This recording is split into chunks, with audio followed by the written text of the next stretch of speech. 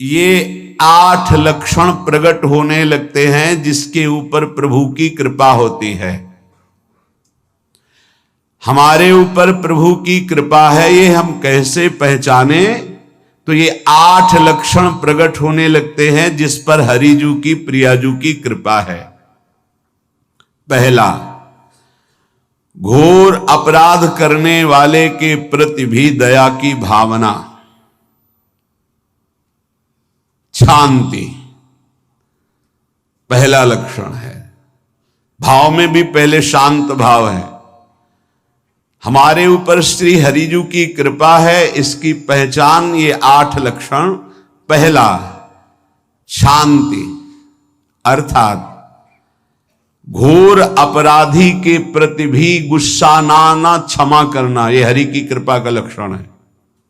देख लो भाई, घोर अपराधी शब्द तो जाने दो, जरा सा प्रतिकूल हो जाए तो लाख समझाओ पर भ्रकुटी तनी रहती है। ईर्ष्या, द्वेष, मात्सर्य, द्रोह, ये उपासक के हृदय की विषय नहीं, ये तो गंदे विषयी पुरुषों के हृदय के लक्षण हैं। जहां ईर्ष्या है, मात्सर्य है, द्वेष है, द्रोह है, ये कुमति के लक्षण है, ये सुमति के लक्षण नहीं, ये हरि कृपा पात्र के लक्षण नहीं। आपसे जो अपराध कर रहा है, द्रोह कर रहा है, आपका क्षमा बल ये हरि प्रसाद से होता है। शांति, क्षमा बल, शांति, सह गया, क्या करूं, सहना ही पड़ेगा क्योंकि भगवत मार्ग में वो ऐसा नहीं होता। शांति, बुरा ही नहीं लगा, हरि कृपा पात्र को बुरा ही नहीं लगा। उमा संत के यही बड़ाई, मंद करत जो करे भलाई, ये सीधा शांति की व्याख्या है। अपने यहां मंगल गान में, करत जे अनसहन निंदक तिनहु पे अनुग्रह कियो, यह है हरि कृपा, यह है आचार्य कृपा, गुरु कृपा। अपराधी पर भी क्षमा का भाव होना, भला ऐसा है, अपराधी पर भी क्षमा का भाव होना, ये हरि कृपा पात्र में ही होगा, अन्य में नहीं। तो अगर अपने हृदय में ऐसा लगे कि ऐसा नहीं है तो हरिजू से प्रार्थना करनी चाहिए कि कृपा करो, मेरे में सामर्थ्य आवे। दूसरा, अनुसूया, वो किसी भी के प्रति कभी भी कोई दोष दर्शन ही नहीं करेगा। दोष कथन, दोष श्रवण की तो बात जाने दो। अनुसूया, दूसरों के गुणों में दोष ढूंढना, ये नहीं होता। हरि कृपा पात्र में ये नहीं होता। ये सब भजन के नाश करने वाले, जैसे पहला अपराधी पर क्रोध कर देना, तो माया ने भेजा इसीलिए था कि तुम्हारे साथ व्यवहार ऐसा करे कि तुम क्रोध करो, क्रोध करोगे तुम्हारी ऊर्जा शक्ति नष्ट हो जाएगी, अध्यात्म में जो चलने की थी, और कहीं तुमने संकल्प कर लिया तो भजन शक्ति नष्ट हो जाएगी। तो अगर भजन बल है तो गया, जरूर उसको दंड मिलेगा, पक्का मिलेगा, 100% मिलेगा, लेकिन आप खाली हो गए। ना भजन करने की वृत्ति रहेगी और ना भजन रहेगा, दोनों बात। अनुसूया, किसी के सद्गुणों में दोष देखना, गुणों में दोष ढूंढना, ये हरि कृपा पात्र में नहीं होता। ये बहुत मंगलमयी बातें हैं जिससे हमारा भजन मार्ग पुष्ट होता है। तीसरा, वो बाहर से और भीतर से पवित्र रहता है, हरि कृपा पात्र। शौचाचार का ज्ञान होना चाहिए, वस्त्र आपके पवित्र होने चाहिए, ये बाहरी, जल रज आदि के द्वारा बाहरी पवित्रता, और निष्कपटता, निश्चलता, सत्य भाव, ये अंदर की पवित्रता है। अगर कपट है, छल है, असत्य है तो हृदय मलिन रहता है। भीतर और बाहर से पवित्र रहना, इसमें खास बात क्या है? भीतर और बाहर से पवित्र रहने में, भीतर और बाहर से सदैव पवित्र कौन रह सकता है? तो बोले जो पुंडरीकाक्ष भगवान श्री हरि का, प्रियाजू का स्मरण करता रहता है, शवायाभ्यंतर शुचि, वो बाह्य और अभ्यंतर दोनों से पावन रहता है। तीसरी जो कृपा का लक्षण है, अर्थात वो सदैव भगवत चिंतन परायण, शौचाचार का पालन करने वाला, बाहर और भीतर से हरि कृपा पात्र पवित्र रहता है। लघु शंका में जल पात्र में रखा जाता है, जनेंद्रिय को पवित्र किया जाता है, फिर हाथ रज से धो के, फिर कुल्ला करके, आचमन करके, पैर धोकर, ऐसे पवित्र आचरण, ऐसे पशुवत व्यवहार ठीक नहीं। कुछ लोग ऐसी गलती करते हैं कि जिसमें शौच हुआ जाता है उसी में बैठकर लघु शंका करते, तो सारे वस्त्र, पूरा शरीर अपवित्र हो गया आपका। अब तो अटैच बाथरूम की व्यवस्था माया ने कर दी है।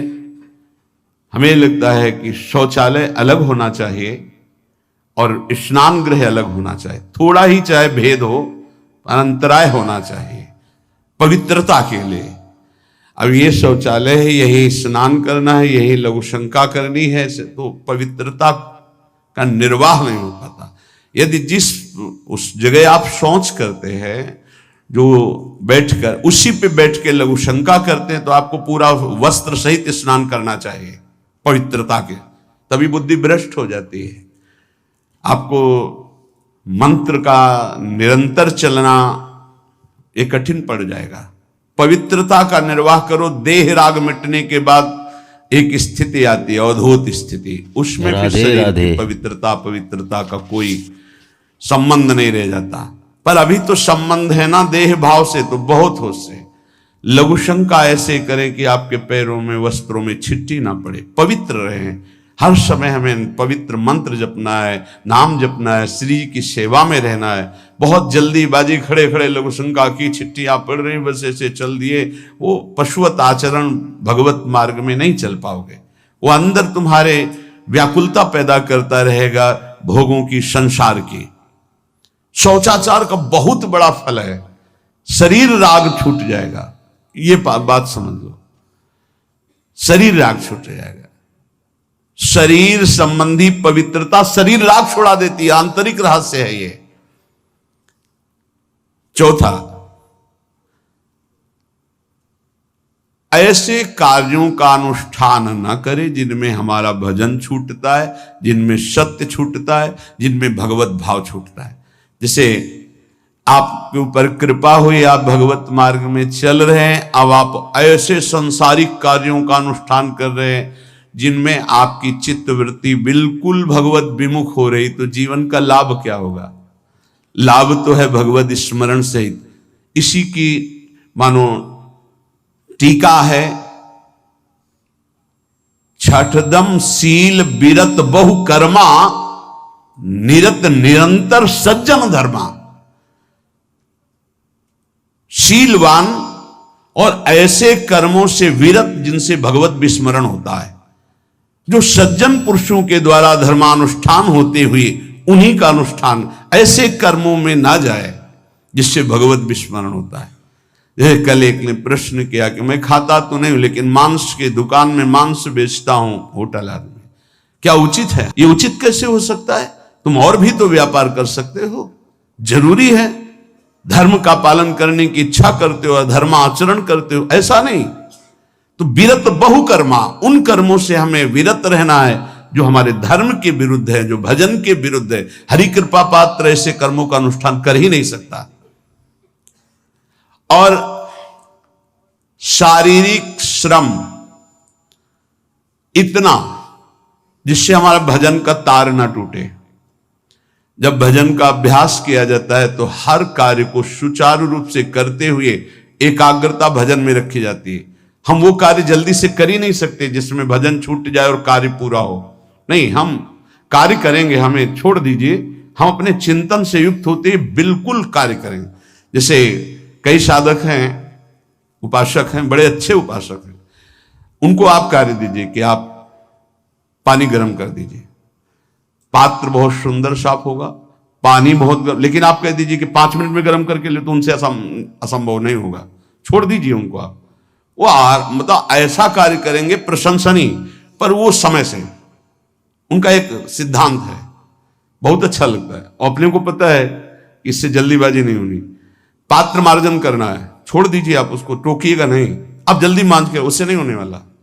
वो तनिक भी दोष नहीं रहने देगा पात्रों में, पर समय दीजिए, आराम आराम शिव कर। हमें अच्छा लगता है कि भगवत चिंतन परायण उपासक की यही वृत्ति होती है। पोछा लगाना है, बिल्कुल बढ़िया लगेगा, लेकिन आपको सर से घुमा दे वैसा नहीं होगा। आप छोड़िए और जाइए, हटिए, और वो अपने ढंग से लगाएगा और एकदम क्लीन करके। यही उपासक का लक्षण होता है। जो कार्य करेगा सांगोपांग करेगा, पर वो बहुत मस्ती से होगा, क्योंकि उसका भगवत चिंतन चल रहा है। अधिक ऐसे जिससे हमारा चिंतन छूट जाए, थोड़ा संयम में आना चाहिए। ये भगवत कृपा पात्र का लक्षण है। अपने भजन का फल देखना, भगवत कृपा पात्र के सबको प्रदान कर देना।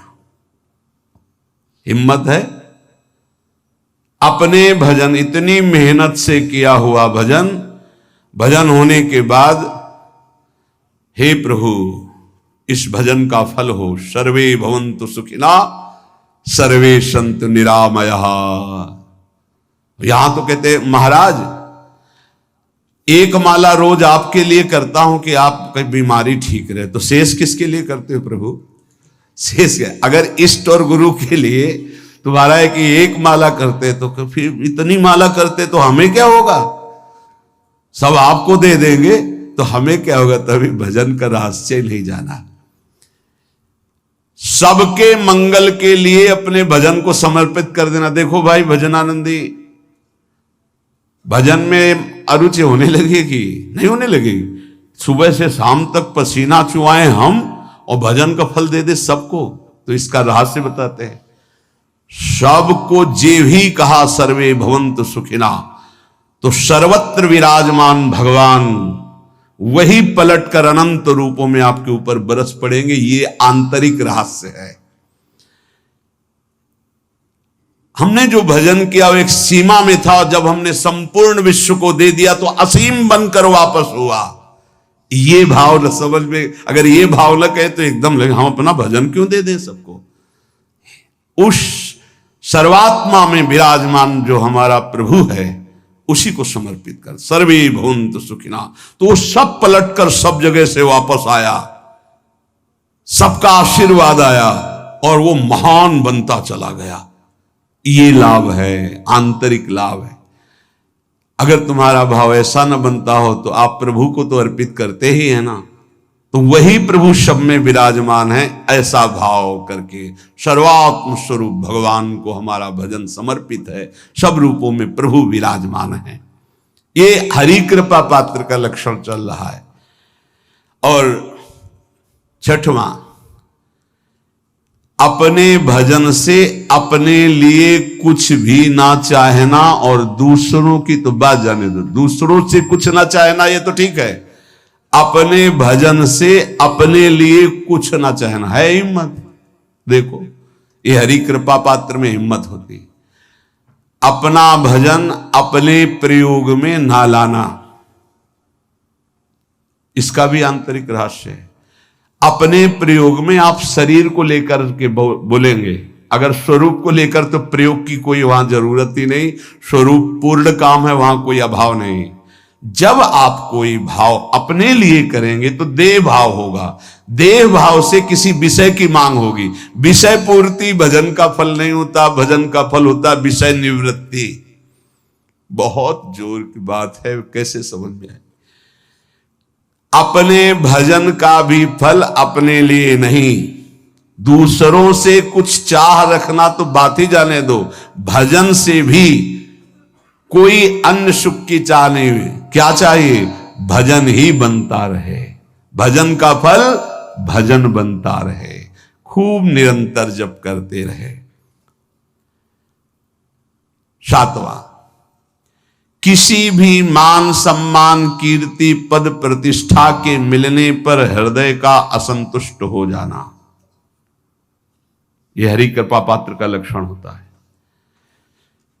प्रणाम नमस्कार जय हो तो हृदय में असंतुष्ट हो जाना चाहिए। कोई किंचन मात्र अभिमान न उदय हो जाए। प्रभु बचाओ, ये माया की चकाचौंध से बचा लो नाथ। कौन सा अपराध बन गया कि आपकी जय की जगह यहां हमको ऐसा सुनना पड़े। जैसे एक बार महापुरुष जन कह रहे थे कि जब गुरुजन बड़ाई करने लगे सामने शिष्य की, तो उसको ग्रीवा झुका लेनी चाहिए और पश्चाताप करना चाहिए कि कोई गलती हो गई, आज हमारे गुरुजी ने हमारी बड़ाई कैसे कर दी। इसका मतलब कोई दोष बन गया, कोई गलती हो गई, और प्रार्थना करना चाहिए कि क्षमा कीजिएगा महाराज, अगर कोई गलती हो तो दंड दीजिएगा, लेकिन ये दंड मत दीजिएगा कि आप हमारी प्रशंसा कर रहे हैं। भगवान, इससे बड़ा और कोई दंड नहीं हो, ऐसा महसूस होना चाहिए।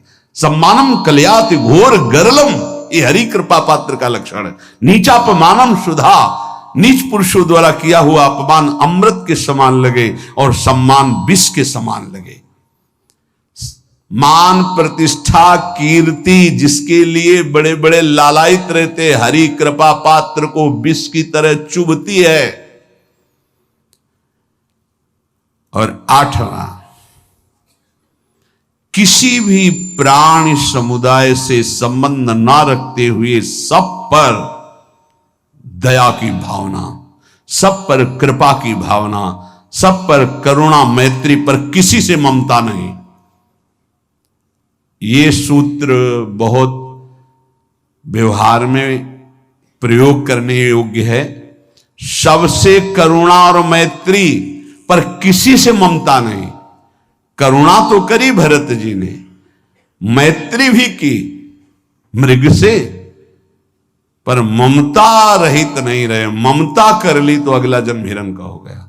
ममता नहीं रखनी। निर्ममो निरहंकारा, करुणा मैत्री तो करनी है, जैसे इसमें आदेश है, गीता में जी आदेश है, अद्वेष्टा सर्वभूतान मैत्र करुणैव च, पर निर्ममो निरहंकारा, ये साधक की चतुरता है। प्राणी मात्र पर दया कृपा करुणा मैत्री, पर ममता नहीं। ममता किसी से, और यहां करुणा मैत्री ये तो गायब हो गई, केवल ममता रह गई है। अपने शरीर से ममता, शरीर संबंधियों से ममता, विषय भोगों से ममता, यही जहर है। संबंध में ये ममता ही जहर है, विचारों में अहंकार जहर है, कर्मों में ये आसक्ति जहर है। इसी जहर को मिटा दे तो जीवन मुक्त महापुरुष कर्म करते हुए, विषय सेवन करते हुए, वार्ता करते हुए, विचार करते हुए, बिल्कुल जहर रहित उसका जीवन हो गया। तो ये 8 बातें हरि कृपा पात्र में होती हैं, इनको बार बार सुनना, हृदय में धारण करना। जो भक्त होता है, हरि कृपा पात्र होता है, उसमें ये 5 बातें कभी नहीं जागृत होती, स्फुरित ही नहीं होती। पहला, किसी से ईर्ष्या, दूसरा किसी से घृणा, तीसरा किसी से भयभीत हो जाना, चौथा भजन सेवन नृत्य गायन आदि में लज्जा लगना, पांचवा किसी की निंदा करना, ये नहीं होती। अब जो आगे वर्णन कर रहे हैं उसमें महापुरुषों की पहचान है। सिद्ध महापुरुष 3 प्रकार के होते हैं।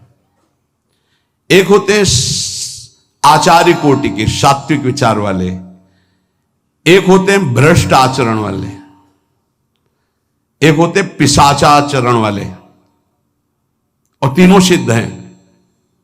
बहुत बड़े महापुरुष पूज्यपाद उड़िया बाबा जी हैं, वही रहस्य का प्रकाश कर सकते थे, अन्यथा बिना ब्रह्मबोध महापुरुष के ऐसा नहीं। तीनों सिद्ध हैं, तीनों भगवत प्राप्त है। सात्विक आचार वाले, जो आचार्य कोटि के होते हैं, एक एक अक्षर शास्त्र मर्यादा के अनुसार चलने वाले, जैसा शास्त्र कहता वैसा उनके आचरण में दिखाई देगा, और वो उससे सिद्ध भगवत प्राप्त महापुरुष हैं, पर उनके आचरण तस्मात् शास्त्रम प्रमाणम थे।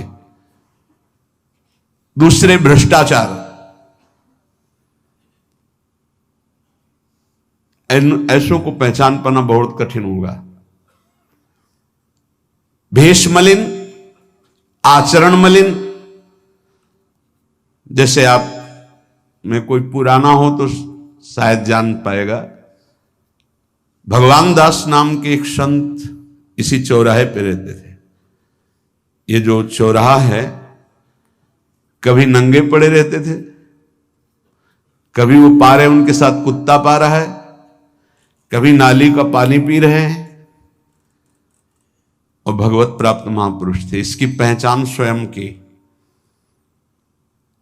कोई चाय रखने गया, उठा के ईंट मार दी, गाली दे दी, दौड़ पड़े, पकड़ पाए तो 10-5 घूंसे थप्पड़ मार दिए। ऐसा उनका व्यवहार था, भ्रष्टाचारण। हलवा कोई रख गया, खिचड़ी रख गया, कुत्ता खा रहा है, उसी के साथ वो खा रहे हैं। कभी गमछा लपेटे, कभी नंगे, सीधे प्रकृति का वार शरीर से सहते थे।